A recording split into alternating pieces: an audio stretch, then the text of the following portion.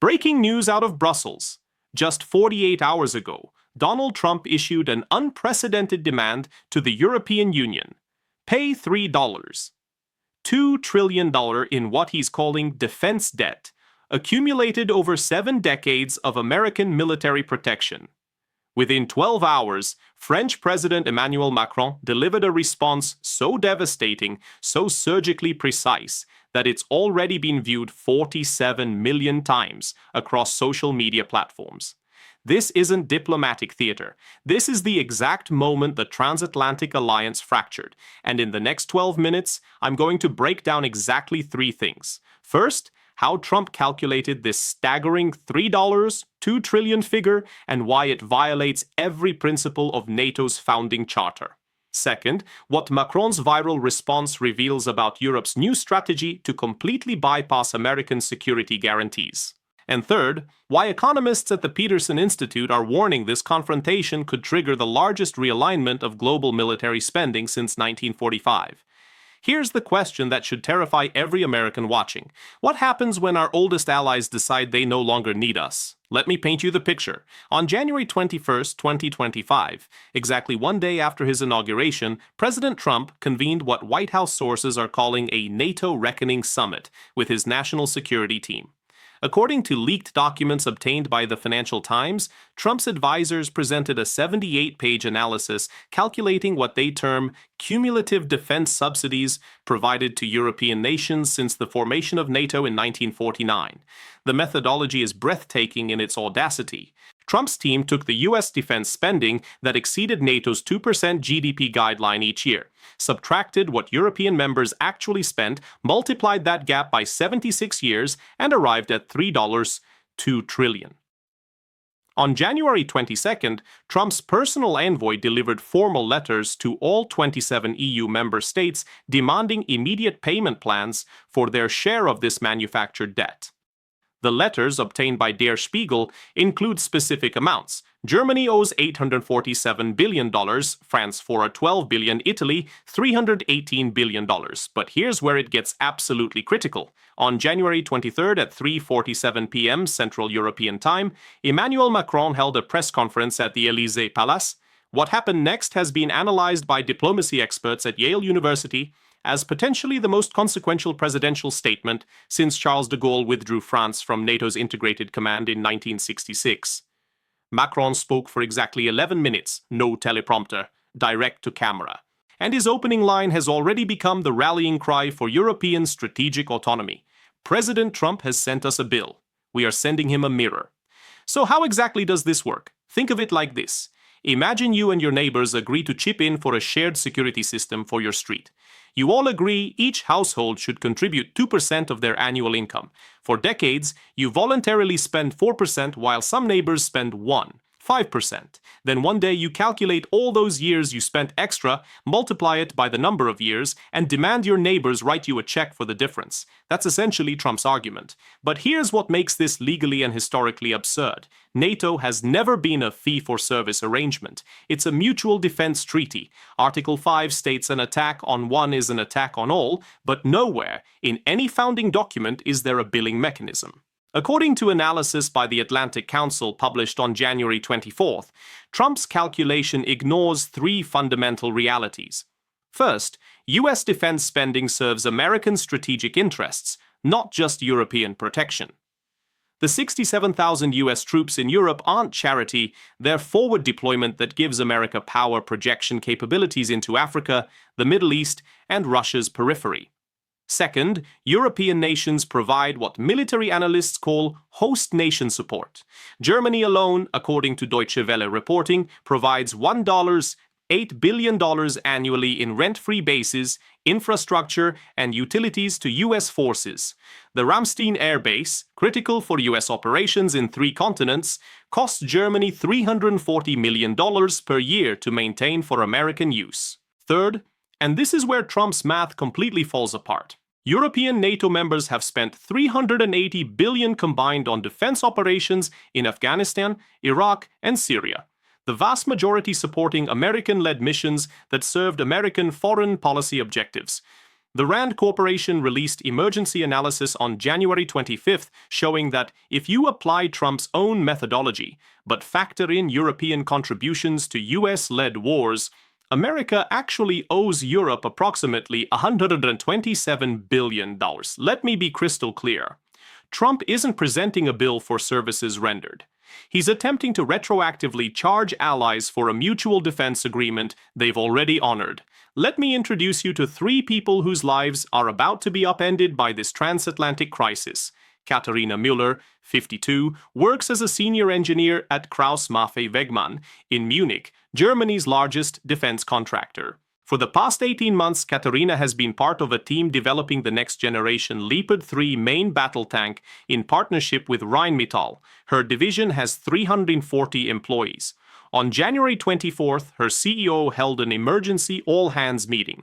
The message was blunt. If Germany is forced to divert hundreds of billions to pay Trump's fabricated debt, the 2026 defense budget gets gutted. Katharina's project, currently funded at $4 billion, faces 70% cuts. By her calculation, 238 jobs in her division alone disappear. She's already received informal warnings. But here's her impossible choice. She's 3 years from retirement, her pension calculations are based on her current salary grade, and she has a daughter finishing medical school with $45,000 in student loans she's been helping cover. Take early retirement now and lose 22% of her pension for life, or wait and risk being laid off with minimal severance when the cuts hit in April. Katharina told German public radio on January 26th, "We survived reunification, the 2008 crisis, COVID. Now an American president who doesn't understand how alliances work might destroy our industry with a bill that has no legal basis." Multiply Katharina's story by thousands across Germany's 140,000-person defense industrial workforce. Now fly 780 miles west to Toulon, France. Philippe Deschamps, 61, is a master welder at Naval Group, the state-owned shipbuilder constructing France's next-generation nuclear submarines. Philippe has worked at the Toulon Naval Yards for 37 years. His specialty is welding the pressure hulls for ballistic missile submarines, work that requires security clearances and certifications that took him a decade to earn. On January 23rd, minutes after Macron's press conference, Philippe's union rep called an emergency meeting.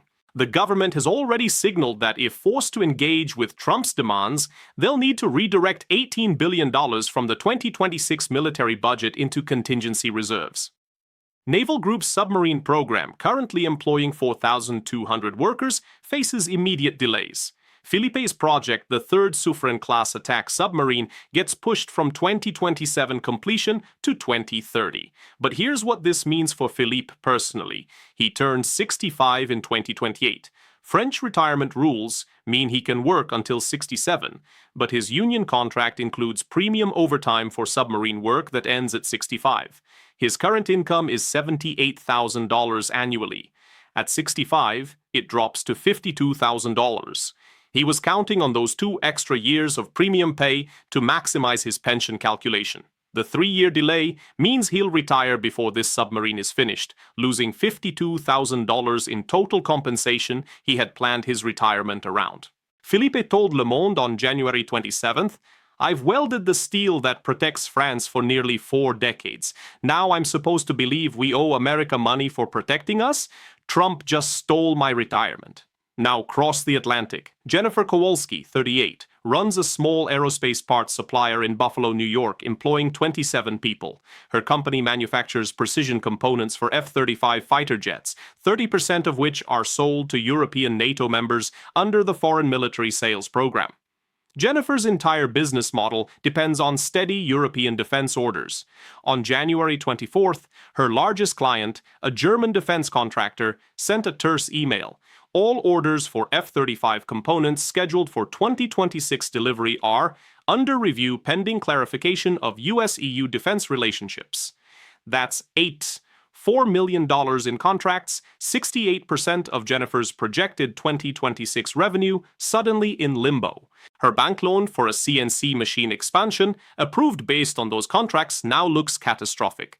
If those European orders disappear, she has three choices: lay off 18 of her 27 employees immediately, default on her equipment loans and face bankruptcy, or desperately try to find new commercial aviation clients in a market where she has no relationships. Jennifer told the Buffalo News on January 28th, "Trump thinks he's punishing Europe. He's killing American small businesses that depend on alliance relationships built over 75 years. And it gets worse. Expert validation is flooding in from institutions across the political spectrum, and the warnings are remarkably consistent. On January 25th, the Peterson Institute for International Economics released emergency analysis, stating that Trump's demand represents the most serious threat to the rules-based international order since the immediate post-World War II period. Their modeling shows that if European nations are forced to divert defense budgets to address this fabricated debt, NATO combat readiness drops by 34% within 18 months. Dr. Rachel Kleinfeld at the Carnegie Endowment for International Peace published research on January 26th demonstrating that every previous instance of U.S. presidents attempting to bill allies for defense, from Nixon's burden-sharing demands to Trump's first-term NATO complaints, resulted in decreased European defense spending, not increased. The Atlantic Council's emergency report from January 27th warns of a cascade scenario. European publics, already skeptical of military spending, see their governments cutting healthcare and education to pay Trump's bill, leading to electoral backlashes that bring anti-NATO parties to power across the continent.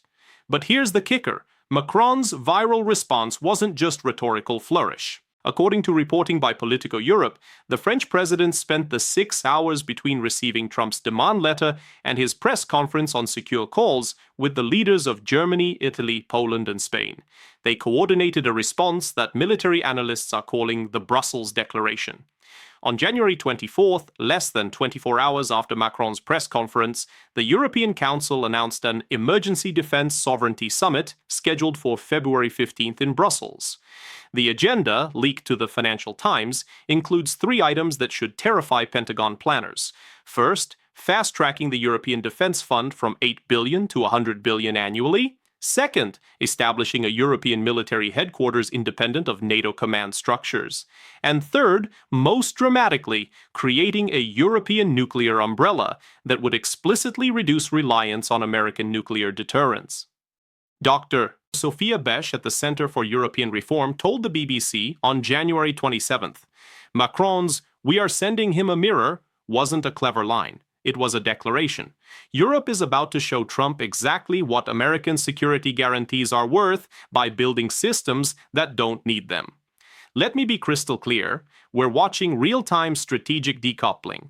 The RAND Corporation released overnight analysis showing European defense ministers have already initiated procurement reviews for U.S. weapons systems. Germany's defense minister Boris Pistorius told Der Spiegel they're reassessing a $10 billion order for American-made F-35 fighter jets, looking instead at European alternatives. Poland, America's most loyal European ally, announced on January 28th they're pausing negotiations for a $12 billion purchase of American Patriot missile systems pending clarification of alliance commitments.